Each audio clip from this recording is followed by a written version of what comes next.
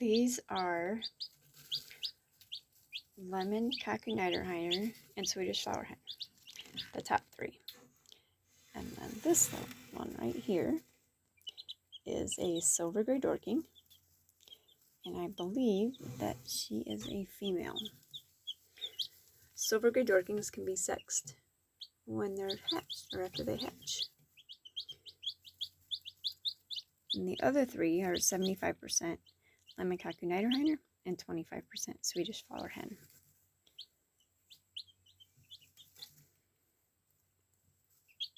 Sometimes it's just fun to watch little chicks.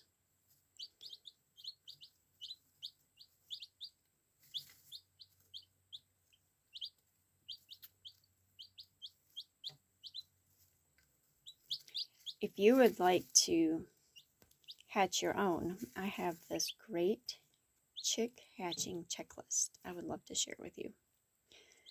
And you can get that by going to the link in my bio and click on that, and it'll take you to my website where there's a page. There's a big picture there. You can't miss it. It says free chick hatching checklist.